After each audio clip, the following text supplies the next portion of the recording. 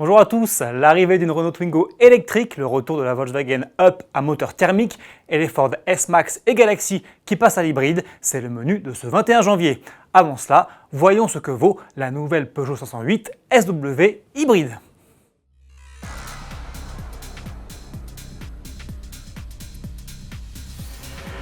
Et de deux, après le test du 3008 Hybride 4, il y a quelques jours, Autoplus vous propose l'essai d'une deuxième Peugeot hybride rechargeable, la 508 SW hybride, dans sa configuration haut de gamme GT. Le break de 225 chevaux qui revendique 52 km d'autonomie en tout électrique a été récemment éprouvé sur les routes ensoleillées d'Espagne par notre journaliste Vincent Desmond. Extrait.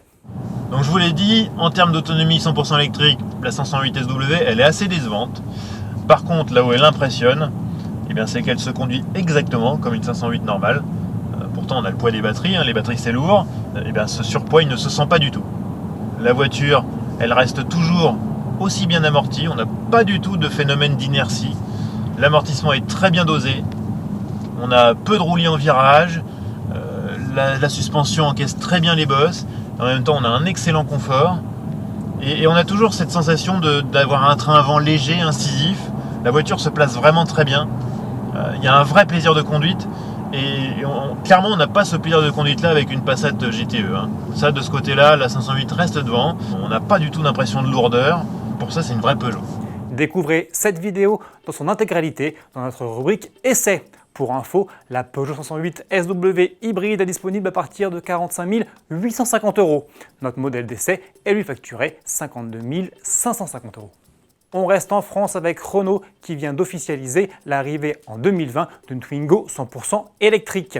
La Twingo partageant déjà sa plateforme avec les Smart Fortwo et Forfort désormais 100% électrique, il existe de fortes possibilités pour qu'elles reprennent aussi leur motorisation zéro émission.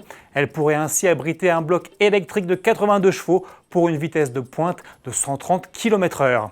Reste à savoir si elle embarquera aussi la même batterie de 17,5 kWh, ce qui lui autoriserait une petite autonomie de seulement 160 km. Rendez-vous probablement dès le mois de mars et le salon automobile de Genève pour en savoir plus.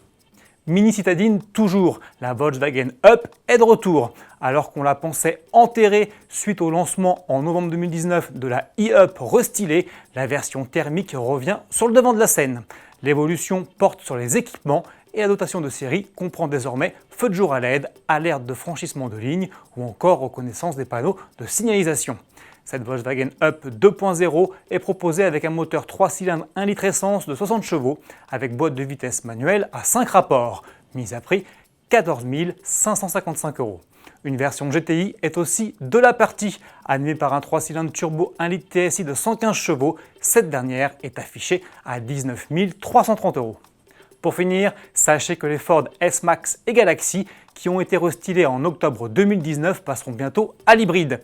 Les deux monospaces reprendront la technique du nouveau Kuga hybride. Au menu donc, un moteur 4 cylindres 2,5 litres essence associé à un bloc électrique, une batterie lithium-ion et une transmission automatique ECVT. À ce stade, Ford ne dévoile encore aucune donnée chiffrée, ni puissance ni autonomie. Début de la production en septembre 2020 et lancement prévu début 2021. À demain.